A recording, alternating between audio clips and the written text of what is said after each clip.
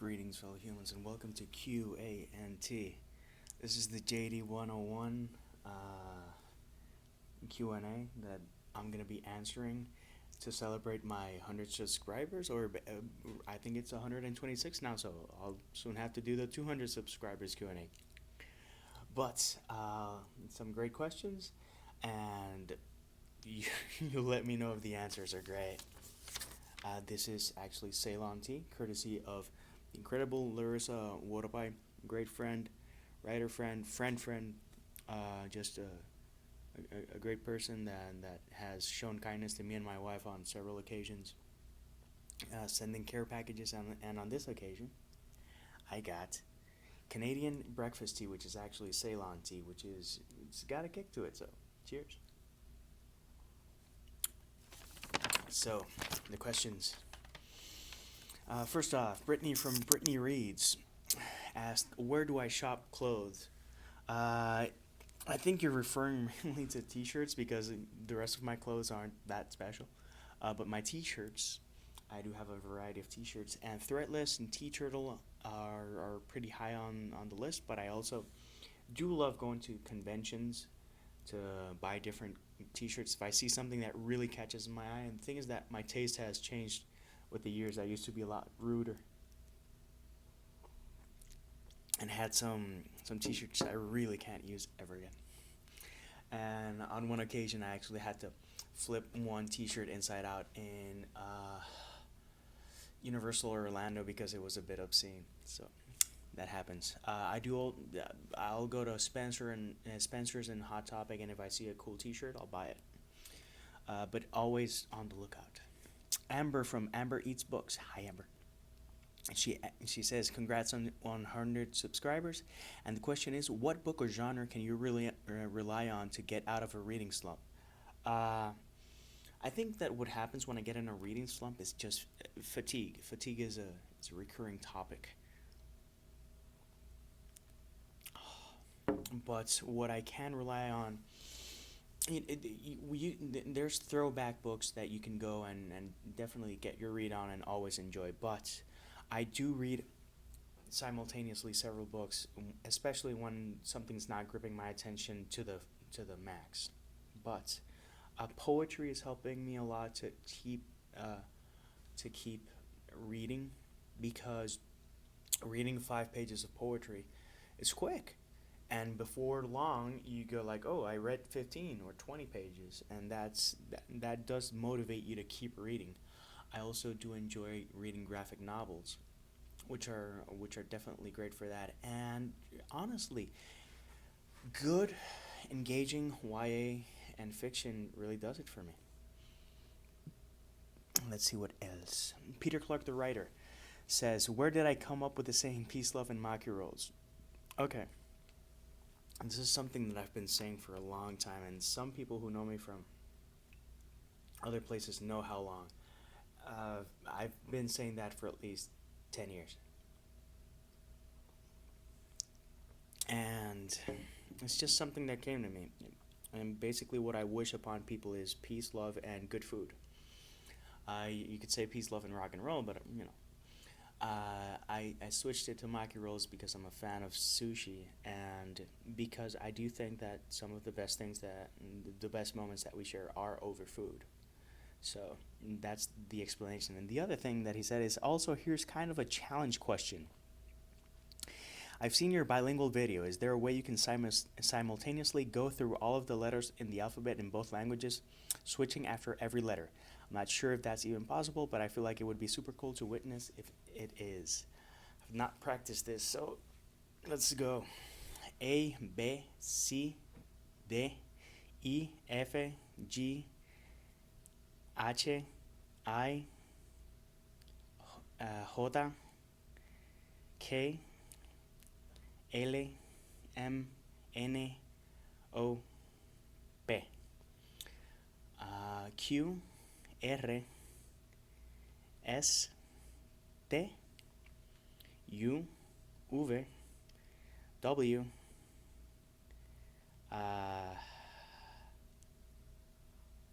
X, Y, Z.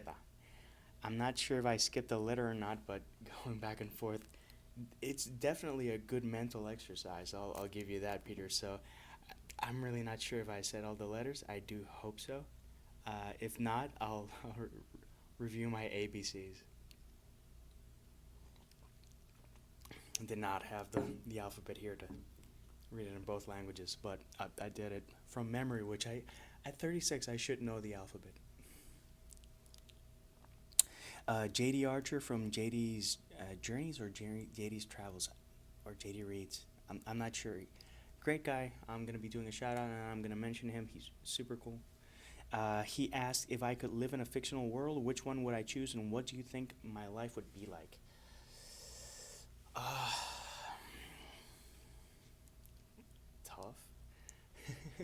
No, that's not a tough question. It's not that my life would be. My life could be tough, but um,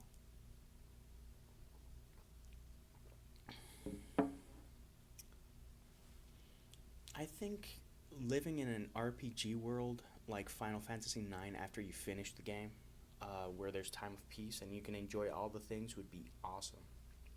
I mentioned Final Fantasy IX, but I can also mention Xenogears, uh, because you can enjoy those worlds for what they are. I could say Wizarding World, and I would be tempted to say that, but I wanted to explore different options to that question. Xenogears, if you, or even Xenoblade, all of those worlds, they are so varied, and I do want to enjoy travel and go to rustic places that aren't that technologically advanced, that don't have Wi-Fi, and I'll be disconnected for a week. Just because experiencing life that way, I think it would be awesome. I do mention Final Fantasy IX because out of all the Final Fantasies, stylistically, I think it's the one that is the most charming. So that's that answer. I'm not saying that it's not gonna switch in half an hour or an hour, but there's so many wonderful worlds to explore that we see in books that saying one world would be intense to say the least. But I love to see Discworld. Try to experience Discworld. That has to be so mental and has to be so fun at the same time if you survive. I think that comes down to all the worlds that we live in.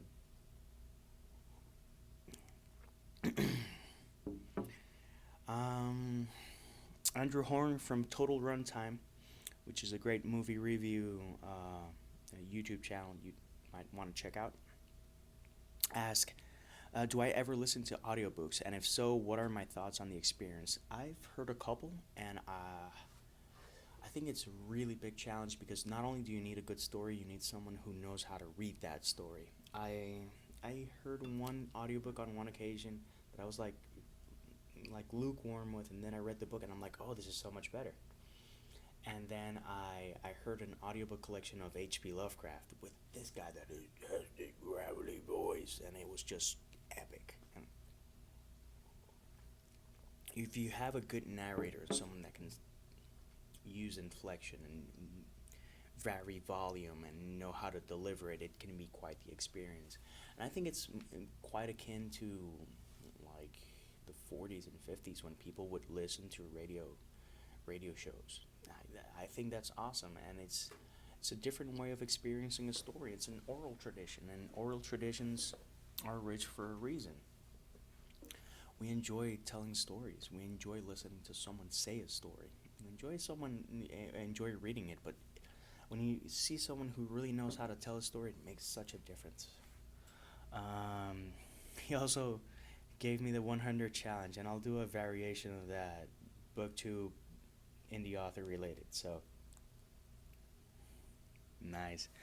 Um, Kate Evans took to heart that I said, "Oh, you didn't ask anything for the other Q&As." She sent me a bunch of questions. Here's a couple. By the way, she also has a great blog. She's a great writer. She's a great friend. Check her out. It'll be worth your time. Good people. Question: how do you feel about snobbery in any art form? I hate it. Uh, I hate it in a professional context and an artistic context. I think it brings out the worst of humanity, and it's not that we can't be proud or even vain of our work. But there's a limit, and being a snob, it's like, oh no.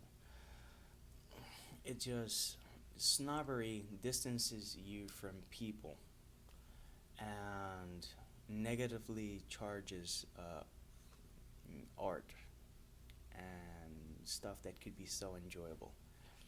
And yeah, some people have great work, and I enjoy it less because they're snobs.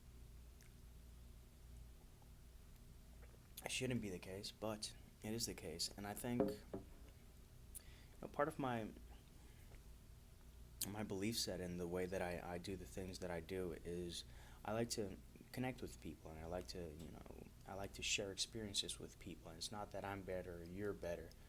It's that we have different ways of seeing the same topics and exploring the same themes. And I think that seeing the different perspectives can always be really enriching.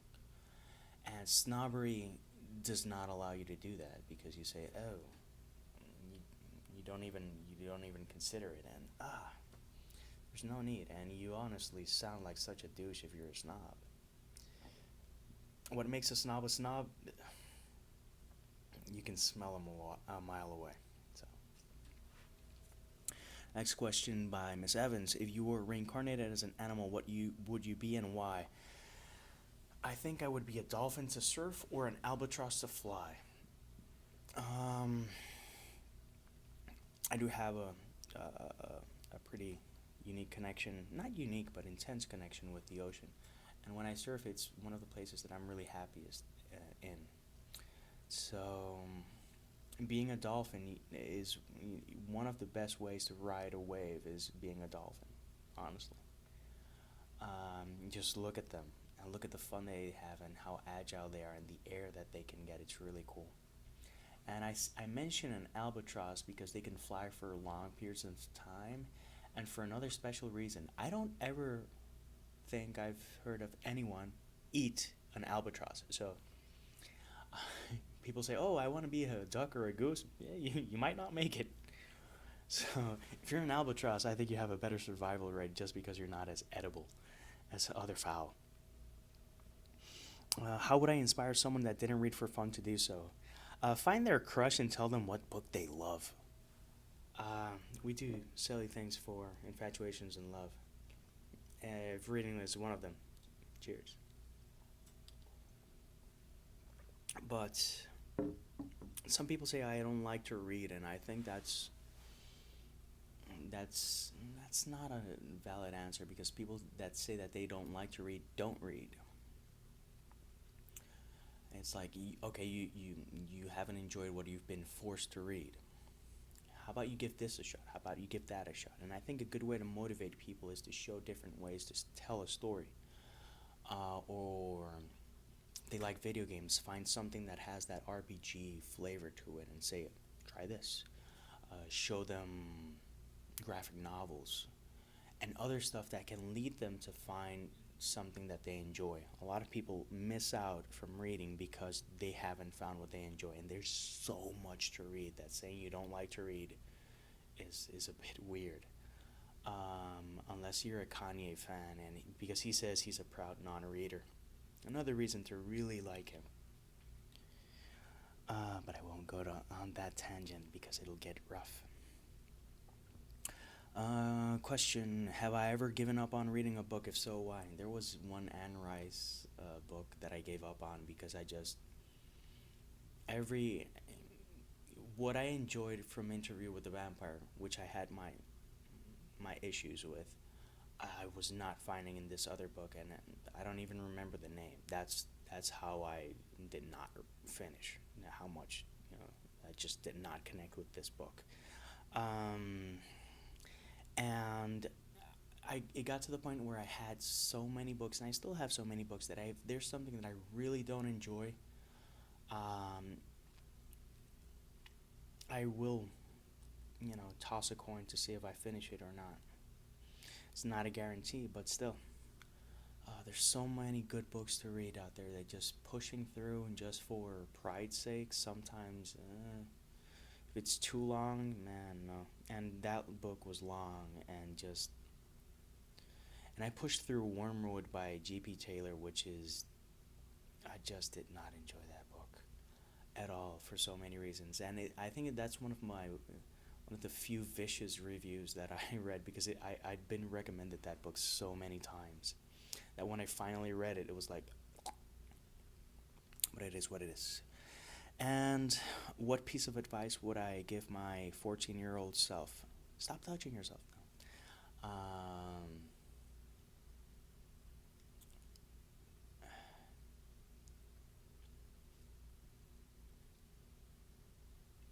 I tell myself to not be such a hard ass, to be more open earlier in my life, and to learn lessons quicker. That's an easy thing to say, it's not an easy thing to do.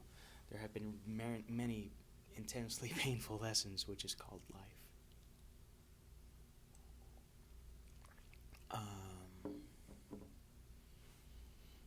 And to focus on patience, on everything, and everything in the end will be all right, or will have a resolution. Uh, and since it's my 14-year-old self, I tell myself to become agnostic earlier, and that was when I was in my atheist stint, because of so many reasons. And when you're a teen, you're confused and angry, and you bicker. And a couple of years later, I took up an agnostic stance, because I think it leaves me open to whatever life throws my way. I don't discredit any religion. I see value in every religion. I think religions are a good thing. I don't think how people practice religion is necessarily good, but religions are good things. How we use them in life as a red herring or an excuse to do atrocious things, that's awful. But in essence, what a religion is supposed to do, it's not a bad thing.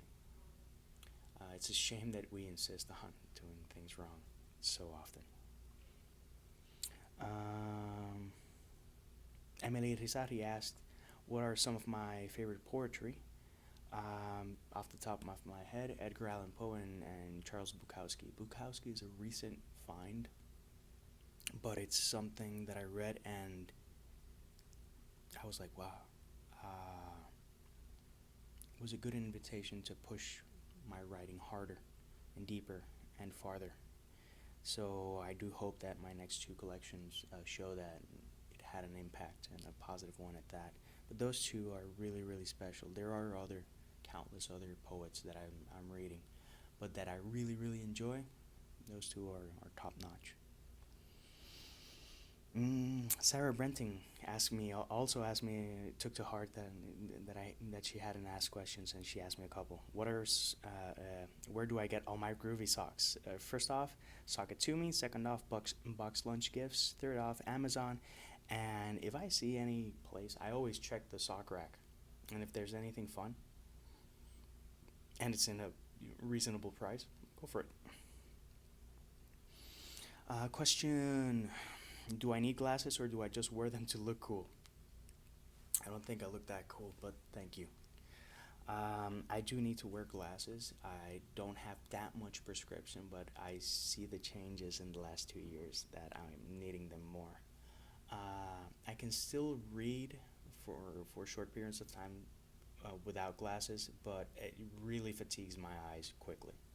And I can surf without glasses, but eventually I'll need either corrective eyewear or laser surgery. Let's hope not. I'll eat a lot of carrots.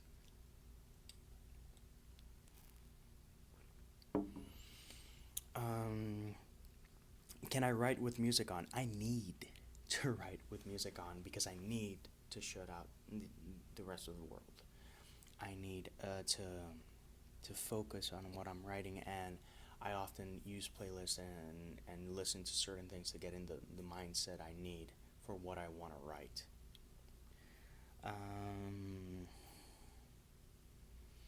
And finally, Christy Stratos asked, which language do I prefer to write in for which kinds of writing? Spanish for poetry, English for novels, doesn't matter.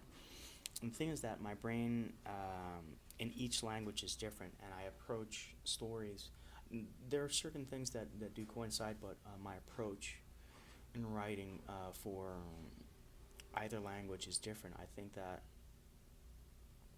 I'm more analytical and socially directed with my Spanish writing, and I'm a lot more flexible and creative in my English writing, and in the sense that fantasy and sci-fi, I think I'm much better in English than Spanish. But to write something that's really, really deeply heartfelt, I still think that I have an edge in Spanish, even though it's Puerto Rican Spanish. And people from other Spanish-speaking countries might say, "Oh, that's not Spanish, that's Puerto Rican." I'm like, okay.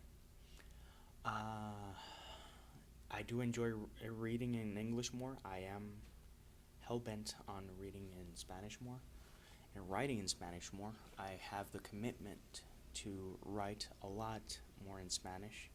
And starting next year, I will be I will be starting several young adult projects in Spanish. I will go in depth into that when the time comes. But for now, I'll leave it at that. So thanks for joining me. Thank you for following me and subscribing and commenting, supporting, buying my books, reviewing my work, caring, sharing, and being all sorts of awesome. So until next time, peace, love, and maki rolls.